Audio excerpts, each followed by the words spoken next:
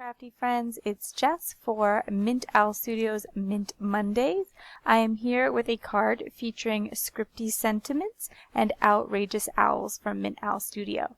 For today's card, I am using these geometric hexagon shapes from the Scripty Sentiment stamp set. I like the addition of the little arrows and triangles and lines and all kinds of fun stuff in the sentiment set because you can use it to build some fun backgrounds to go with the sentiments. Today I'm going to be using the cluster of hexagons I mentioned before. There is a similar stencil available from Mint Owl Studio, and if you have the stencil instead, you could create a similar fun background by inking through the stencil and doing some selective inking. For today's card, I will be using the Hero Arts Shadow Ink Cubes. They give a pretty good impression, and because they are clear stamps, it is relatively easy to line them up. However, I am not at all concerned about being perfect in terms of lining these up because I am not going to fill the whole sheet. I'm just putting in some sporadic of these honeycombs. And I'm going to just generally do a rainbow pattern. I'm starting here on some 110-pound weight cardstock from Recollections.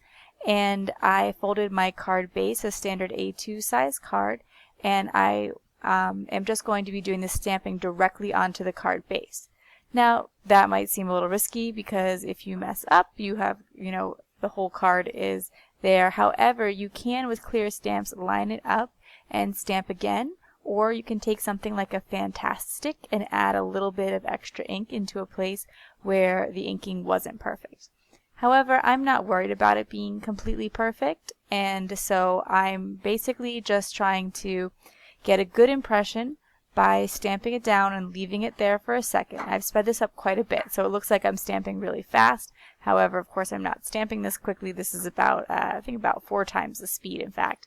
And so you really do want to give it a minute to sink, not the whole minute, but like give it a few seconds to sink into the paper before you lift your block off. And I, in between colors, want to make sure that there isn't any leftover ink on the stamp that could be interfering with the next color. So I am using that Lawn Fawn stamp cleaner pad over there to the side and also stamping off onto the paper and testing it out. So before I stamp onto my card base with, say, the purple ink here at the end, I'm stamping onto my graph paper in the background just to make sure that it's coming out the way that I like it and there's nothing stuck to my stamp. You'll see there that there's actually a pretty big imperfection with that blue stamp towards the bottom, and that is one of the reasons I do decide to just try to cover that area up with the critter in the end, because at this point I wasn't sure what I was going to do. I was thinking about maybe a large sentiment to finish off the card, but I decided since I do want to cover that little bit of a mess up there, I thought, well, I could add a critter and that would be fun as well. As you might notice, I'm trying to create a little bit of a cascading effect where the red is the shortest color, and as it goes down, the colors sort of start getting a little bit longer each time just to create a interesting background. And I'm trying to fit the hexagons in with each other in some places, but then to create that effect of it being more spread out, stamping some completely away from the others. Once I have all of the background done, I am simply going to take the one of the images from Outrageous Owls. There are 4 different fun owls, but I chose the one that had the little triangles on his chest to kind of go with the geometric feel of the background. And I am stamping that with the Versamark ink because it's a clear sticky ink that will hold the embossing powder. Stamping it here onto black cardstock after putting my embossing buddy down so that the embossing powder doesn't stick where I don't want it to. And I'm also going to white heat emboss a sentiment as well.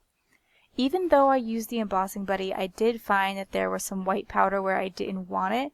So you do really want to make sure that you've thoroughly covered your surface in an anti-static powder and made sure that it was clean beforehand. Sometimes if you handle the paper too much, you get some transfer of the oils on your hand, and then that's what causes the embossing powder to stick.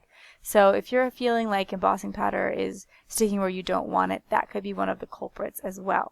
When you do your embossing, I have found that it curls a little bit less if you hold it up off the background. So rather than letting it sit on your table as you emboss, holding it up allows the heat to transfer a little bit more through and doesn't warp as much, I have found. I also did the same thing with the thank you sentiment from the Outrageous Owl stamp set, embossing it here in white, and then I just fussy cut them both out with a black border. I like the way that black pops off of rainbows. So then I am carefully attaching the owl to cover that little mistake I had there with the blue ink, and using a bit of foam tape so that it adds some interest to it.